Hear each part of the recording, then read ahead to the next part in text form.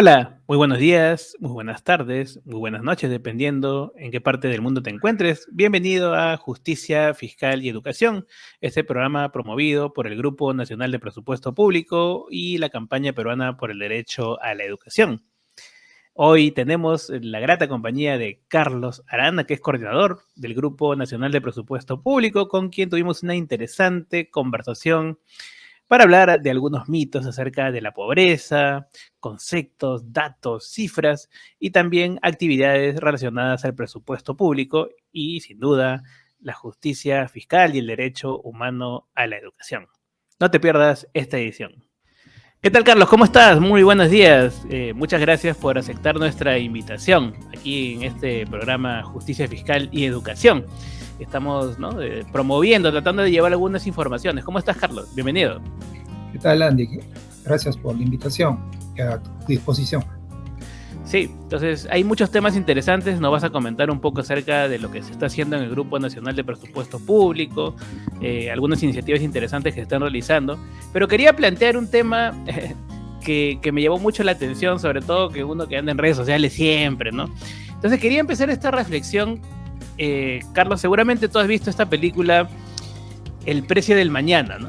Con Justin Timberlake y Amanda Seyfried, esta película en la que el valor, ¿no?, de intercambio no es el dinero, sino el tiempo. El tiempo es el objeto de intercambio, ¿no? Y entonces a mí me llamó... ¿Y el resto? No has llegado a la cuota. Cada vez mi jornada es más larga. Igual que la cuota. 2 horas. Siempre ha valido 1 hora. Ahora son 2. Ha subido. Son 2 horas caminando. Y solo tengo 1 hora y media. Más vale que corras.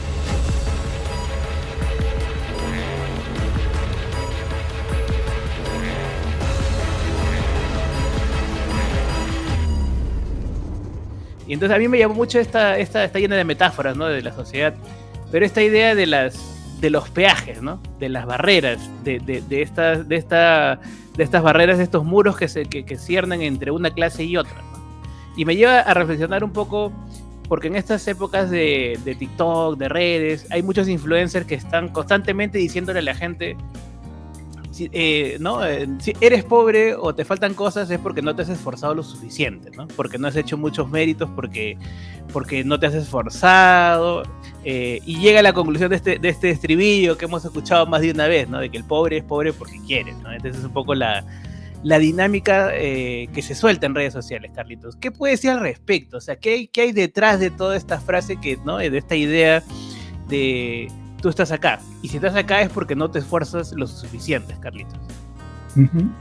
A ver, había que hacer por decirlo así, una línea de tiempo, a ver si la pobreza recién es de los últimos años o siempre así pide una pobreza a lo largo, vamos, por mencionar solamente un corte así histórico, a partir de, vamos a decir, de lo que nosotros llamamos emancipación del Perú, ¿no?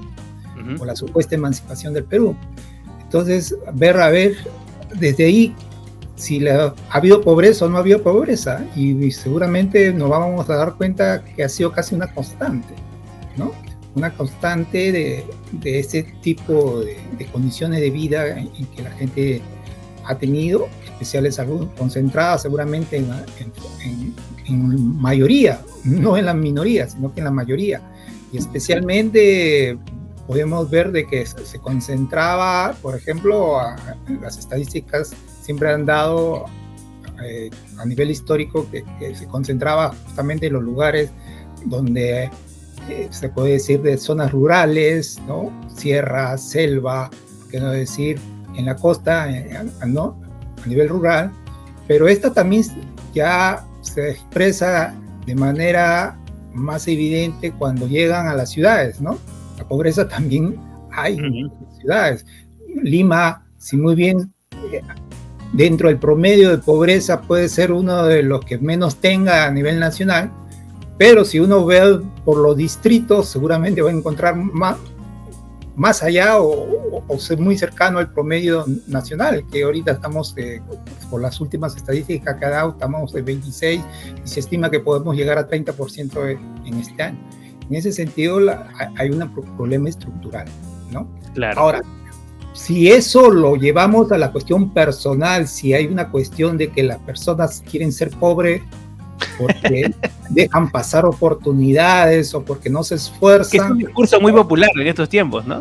Claro, yo creo que si muy bien puede haber alguna, vamos a decir, una actitud individual para no estar en esas condiciones, pero vemos a veces en qué condiciones se puede desarrollar, ¿no? Las personas que están en el recluseo del día a día, por ejemplo, ¿no? Que salen a vender hasta su caramelo. ¿Por qué? Porque no tienen otro modo, otra fuente de trabajo. Y es lo único. O se ponen a cantar, porque ni siquiera tienen para vender caramelos. Exacto. ¿No? O se ponen, pues, en última instancia, ya ni hablar de la delincuencia, porque si muy bien es una manera de cómo aprovecharse el otro, ¿no? Una manera trágica seguramente a veces, pero de todas maneras también tiene algunas causas, ¿no? Claro. No solamente la delincuencia, sino que también hay otro. La delincuencia es la consecuencia de, ¿no? Claro, y por qué no decir hasta la prostitución, porque la mujer puede vender su cuerpo, porque a veces también algunos lo pueden hasta justificar, pero de todas maneras, la situación de la pobreza y las posibilidades en las condiciones en que se desarrollan las personas, yo creo que son muy difíciles, más aún cuando se sienten los momentos de crisis. Lo podemos vivido, por ejemplo, en la cuestión de la pandemia, ¿no? Claro. Cuando se cierran todas las posibilidades de trabajo, ya no hay gente con que pueda sobrevivir. Entonces su pobreza, más aún, se aumenta su incertidumbre y su pobreza, ¿no? Claro. Entonces, de tal manera de que eso se puede reflejar en algo, en estos indicadores que da el INEGI, si muy bien habla de pobreza monetaria, pero si vemos la pobreza multidimensional, seguramente los miles y miles pueden incrementarse muy fuertemente. Ese punto me gustaría parar ahí un ratito porque es importante, ya que tú has hablado de algo fundamental, que es la definición de pobreza. Cuando hablamos de pobreza, ¿de qué estamos hablando? O sea, ¿cuáles son los indicadores, en el caso de Perú, por ejemplo, que señalan que una persona es pobre, ¿no? Porque puede haber, y ahí también, digamos, podría haber un debate, ¿no? ¿Qué se considera? Por algunos gobiernos sacan sus cifras, ¿no? Ah, sí, la pobreza se redujo, ¿no? ¿No viste? Seguramente Alan salía, ¿no? En el gobierno la pobreza se ha reducido, ¿no? De pronto en la medición podría estar la trampa también, o en la definición de qué cosa es pobreza, Carlos. Claro, yo creo que ahí había que ver, pues, cuáles son las metodologías que utilizan las instituciones que miden la pobreza, ¿no? Para poder explicar seguramente en esas diferencias que puedan ver entre una y otra, ¿no? Por ejemplo, si es una cuestión monetaria, ya basta que solamente haya programas donde se dé plata, ¿no? Como puede ver, pues, pensión 65, y entonces disminuye la pobreza rápidamente. ¿Por qué? Porque si lo mides en función a los ingresos, va a haber seguramente a través de estos programas mayor gente que tiene algún ingreso, y especial monetario, a que a partir de ahí tú comienzas a medir la pobreza, entonces seguramente se puede reducir rápidamente, ¿no? Pero si mides bajo otros criterios multidimensional, por otras situaciones, no solamente por cuestiones de ingresos, sino que también por, vamos a decir, posibilidades de acceder a un consumo, vamos a decir, calorífico, o una canasta mínima, ¿no? De servicios y de bienes y servicios, ¿no? De un conjunto de bienes y servicios, entonces puede hacer que la medición sea, ¿no? Puede hacer que gente que hasta tenga casa, pero seguramente en esas casas no tiene cómo, ¿no? Puede tener que tenga una habitación por donde llegar a dormir toda la noche, pero puede hacer que no tenga cómo almorzar y cómo comer. Claro, exactamente. ¿No? Los ladrillos no se comen.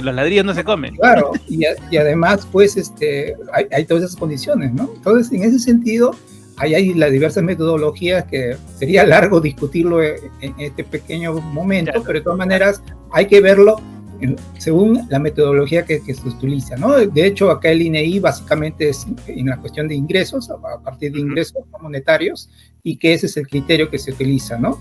Pero de todas maneras, ahí hay otra metodología que están desarrollando algunas instituciones, tipo la Universidad del Pacífico, claro. que creo que tengo conocimiento, que ellos han desarrollado otras metodologías, ¿no? Entonces, que nos pueden dar seguramente un mayor indicadores de esa pobreza, y en mayor número también de pobres que pueden existir, ¿no? Si es que lo vemos ya con otros factores y otros, ¿no? De necesidades básicas satisfechas, por ejemplo, también hay otra medición, ¿no?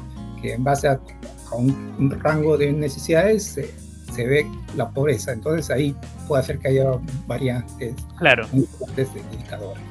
Claro. Hay una encuesta que justo ha salido esta semana del IEP, ¿no? Que señala, por ejemplo, 6 de cada 10 encuestados alguna vez se quedaron sin alimentos en el hogar en los últimos 3 meses. O sea, ya no estamos hablando de mucho tiempo atrás, ¿no? Preocupante aumento que pasa de 46% a 57% en solo 6 meses, ¿no? La pregunta era, en los últimos 3 meses, por falta de dinero u otros recursos, ¿alguna vez su hogar se quedaron sin alimentos? Entonces, 6 de cada 10 encuestados mencionaron que sí, efectivamente, ¿no?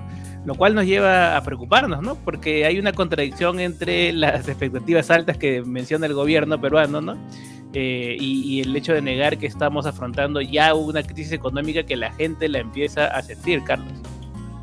Claro, hay una acentuación seguramente, vamos a decir, de los problemas que se vienen arrastrando. Hay problemas estructurales, como los hemos mencionado antes, pero hay también problemas, vamos a decir, de ciertas coyunturas y de los momentos, ¿no? Por ejemplo, nosotros venimos de una, vamos a decir, pandemia. Posteriormente hemos entrado en un proceso también acentuado de crisis, ¿no? Uh-huh. Que también hay influencia, por ejemplo, cuestiones por nuestro país, por la ubicación en que se encuentra, por problemas climatológicos, ¿no? Fenómeno del Niño, el Yaku, posiblemente puede venir un niño fuerte. Entonces, y que también hay otros problemas a nivel internacional que también influyen, ¿no? El elevado precio de algunos productos, ¿no? Por ejemplo, de algunos productos que importamos, especialmente alimentarios, lo cual hace de que también se incluyan dentro de los costos y del crecimiento, ¿no? El petróleo también, por la cuestión del transporte de esos productos, ¿no? Y por qué no decir las escaseces que también provienen, ¿no? Por estos fenómenos climáticos y porque seguramente se ha abandonado a la agricultura en los últimos años, ¿no? Con pequeños recursos, pero que no realmente son efectivos, porque al final de cuentas se ve que sí existe el problema, por ejemplo, en la cuestión de alimentación, ¿no? Y por eso se ve algunas escaseces de algunos productos, ¿no? Y eso se refleja también en el precio y el poder acceder a comprar esos productos, ¿no? No hablemos del limón, sino que también de todos los productos en términos generales. Habría que ver cuánto costaban los productos el año pasado y lo que podemos encontrar a veces en los productos básicos, ¿no? Claro. Que consume la familia, ¿no? El pollo, por ejemplo, que es una de las carnes más consumidas, está entre sub y baja, pero ha tenido fuertes influencias, ¿no? Uh-huh. Y que, vamos a decir, determina de que haya esa disminución de poder acceder, ya no porque por la cuestión de escasez, sino que también se le suma a ello las cuestiones del precio, ¿no? Que algunos, claro, sencillo le dicen la inflación, ¿no? Que ha subido los precios especialmente. Claro. Ahora, son temas de carácter económico. Y bueno, tú representas al Grupo Nacional de Presupuesto Público, que a mucha gente que de pronto le escuche, diga presupuesto público, se escucha temas económicos como, no entiendo mucho eso, ¿no? Pero en realidad tiene muchísimo que ver la labor que desarrollan dentro del Grupo Nacional de Presupuesto Público, porque tiene que ver con eso, con lo que incide directamente en el ciudadano, ¿no? O sea, el ciudadano y ciudadana, la canasta básica familiar, la salud. Y ahora sí entramos al tema que nos vincula también a este programa, que es el tema educativo, ¿no? Es decir, la justicia fiscal y la calidad educativa tienen este matrimonio importante, ¿no? Que la gente tiene que entender, ¿no? Entonces, desde el presupuesto también están apoyando esta campaña, Carlos, de ¿no? la incidencia, ¿no? y vinculación de la justicia fiscal con la calidad educativa. ¿Qué nos puedes mencionar al respecto? ¿Cómo están trabajando en este tema, Carlos? Sí, es una de las líneas que estamos trabajando últimamente, ¿no? Que creemos de que los recursos que se requiere justamente para financiar este presupuesto sean realmente utilizados en servicios que necesita la población, ¿no? Especialmente si consideramos de que hay un derecho de un acceso de la población, por ejemplo, al servicio educativo, ¿no? aparte también debe haber un derecho, por ejemplo, al acceso de salud, ¿no? Que ya ahí será otro tema a abordar en un momento determinado, ¿no? Más aún teniendo nuevamente la experiencia de lo que hemos vivido en los años recientes, pero en lo que se refiere a educación, creemos de que hay una labor justamente de un mejor gasto, en principio, de los recursos que se invierten en educación, y por qué no decir también cuando uno ve de que faltan algunos recursos, que no solamente puede ser de que uno de los presupuestos con más altos indicadores que se tiene a nivel funcional, ¿no? A nivel presupuestal, mejor dicho, los temas a donde se atiende es educación, ¿no? Está por lo menos con 43.000 millones de soles que se estiman para recursos para la educación. ¿En qué medida realmente, vamos a decir, pueden solucionar, ¿no? Darle una buena educación de calidad a la población, ¿no? Uh-huh. En ese sentido, creemos de que seguramente faltan todavía recursos, ¿no? Se estima de que no se llega por lo menos a la demanda que se tiene en muchos de los países, que es un 6% del PBI, ¿no? Que algunos lo han cuestionado, que dice, pues, ¿por qué 6%? ¿No? Pero ese es otro debate. Pero al final de cuentas, vemos de que todavía hay desigualdades que tenemos que superarlas. Por ejemplo, no es igual lo que pueden recibir una educación pública en el país, en una zona como Lima, como lo pueden tener en otras ciudades importantes, y ni hablar cuando lo llevamos esto a nivel de las zonas rurales, y por qué no decir a rurales selváticas, por ejemplo, ¿no? Claro. O rurales andinas, ¿no? Desde la sierra, ¿no? Claro. Donde hay lugares donde se juntan varios salones en una sola, ¿no? O sea, por ejemplo, claro, varios grados en una sola, un solo profesor para 5 grados. Aquí en la Campo Escuela de San Miguel se dictan cursos desde el 1º hasta el 6º grado de primaria. El detalle está en que esos 6 grados se dictan en 3 salones, y para esto solo hay 3 profesores. Hay quinto grado manta. Hay quinto manta, hay sexto manta. Sí, entonces, ¿qué tipo de enseñanzas nos están dando ahí? ¿No? Entonces, eso justamente tenemos que solucionar, pero eso también es un problema, quieras o no solamente de política pública educativa, sino que también de política presupuestal, porque cada política que se debe hacer tiene que tener un respaldo presupuestal. Entonces, no podemos hacer, pues, ¿no? Como a veces se critica a algunos políticos por su demagogia, que solamente dicen, vamos a hacer esto, pero ya, ¿cuáles son los recursos que se van a utilizar para hacer lo que usted está ofreciendo? ¿No? En este caso, por ejemplo, si implementamos una política de calidad, ¿cuál es el respaldo que nosotros vamos a tener para que se pueda financiar justamente esa implementación de esa política educativa de calidad? Claro. Entonces, para ello se necesita un conjunto de recursos, ¿no? No solamente a nivel monetario, sino que también, por qué decir, de maestros, de infraestructura, de metodología, de capacitaciones de los docentes, pero también cada uno de esos tiene un costo, ¿no? Y para eso, justamente, el presupuesto debería estar cubriéndolos en todos esos ámbitos. Uh-huh. En ese contexto, ya hablando netamente del presupuesto público, para que la gente sepa, el presupuesto público es la cantidad de plata que se va a designar a diferentes sectores, ¿no? en el país. ¿Sabes más o menos, tienes alguna aproximación de qué se viene en este próximo presupuesto? Sé que están trabajando, en el grupo están trabajando ya en análisis, ¿no? Revisando las cifras. Para el tema educativo, ¿tienen alguna idea de más o menos por dónde va la cosa? ¿Vamos mejorando, vamos empeorando, Carlos? Mira, a nivel presupuestal, pues, hay algunas estimaciones que han hecho un crecimiento del presupuesto para el próximo año, por ejemplo, para el año 2024, de casi un incremento de 12%, ¿no?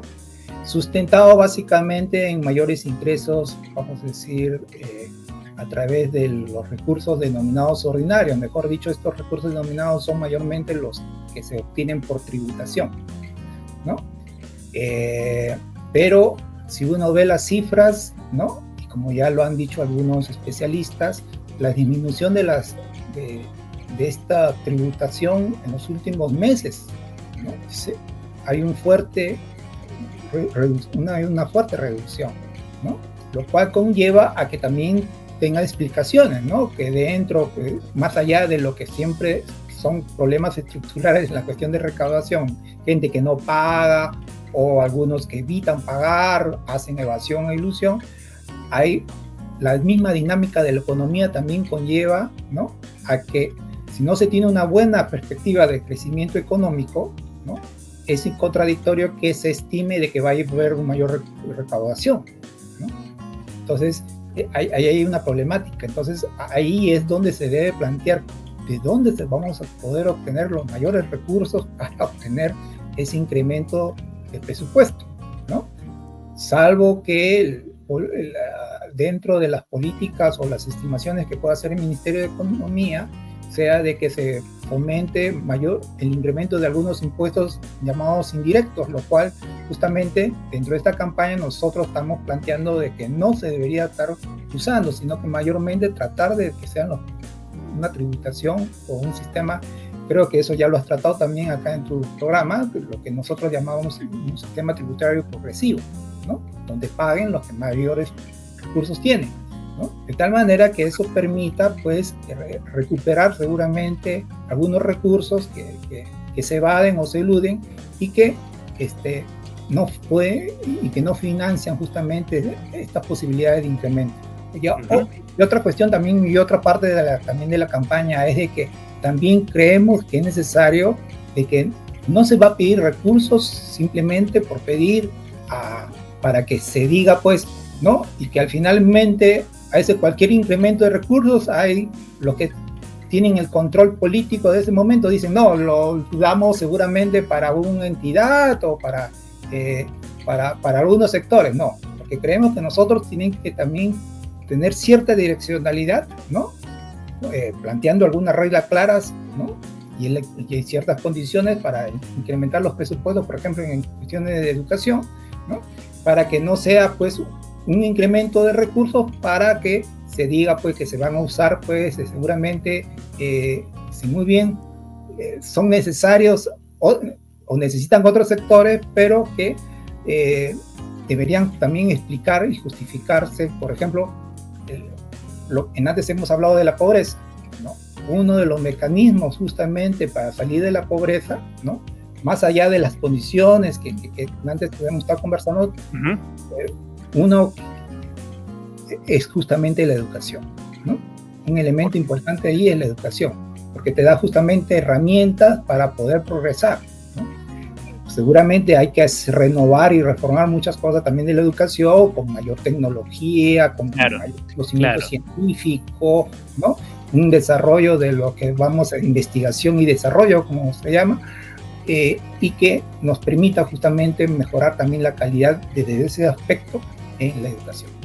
Exacto, la idea es, lo que te decías, ¿no? Antes de esta entrevista, es medir la calidad de un país también se mide por la calidad de la educación pública, ¿no? Que no haya diferencia. Efectivamente, si alguien quiere invertir para que sus hijos tengan una educación privada, está muy bien, pero la gran mayoría del país que va, ¿no?, a instituciones educativas públicas tiene que recibir una educación de calidad, porque de lo contrario abrimos brechas, seguimos abriendo brechas, ¿no? Entre unos que van a tener mayores capacidades porque reciben una educación de calidad y el resto se va quedando rezagado, ¿no? Como lo hemos visto, que esta brecha se ha abierto más durante la pandemia, ¿no? Entonces, creo que lo que tú dices es importante. Carlos, antes que nos gane el tiempo, sabemos que el Grupo Nacional de Presupuesto Público está muy activo, tienen muchas actividades. De hecho, esta semana creo que se viene un nuevo evento. Por favor, infórmanos qué es lo que se viene. Si alguien que está escuchando esto, cómo puede participar, ¿no? Interesado en revisar informaciones. Adelante, Carlos, por favor. Sí, como Grupo Presupuesto en principio es una plataforma de la sociedad civil, de organizaciones de la sociedad civil, que aborda justamente sobre la política fiscal, concretamente sobre este instrumento vamos a decir, de gestión pública, que es el presupuesto público, ¿no? Entonces, nosotros realizamos por estos periodos algunas actividades, especialmente ver y observar, hacer un seguimiento del presupuesto, ¿no? Y que justamente dentro de nuestras próximas actividades está justamente ver lo que estamos en parte conversando hoy día, ¿no? Que es la cuestión de la relación entre justicia tributaria y presupuesto, ¿no? Porque el sistema tributario que nosotros tenemos justamente tiene muchas debilidades, pero que es necesario justamente replantearlo y reformularlo para justamente tener los recursos necesarios para que el Estado pueda cumplir de manera óptima en dar los recursos necesarios para, por ejemplo, en este caso, como parte de nuestra campaña, lo que es educación. Entonces, en ese sentido, pues, vamos a abordar ese tema, ¿no? Lo difundimos, ¿no? A través de nuestra red, de nuestro Facebook, ¿no? Que es una manera de cómo ver cómo se viene dando, pues, la perspectiva para un nuevo presupuesto. Correcto, Carlos. Muchas gracias, Carlos. Ha sido bastante ilustrativa esta conversación.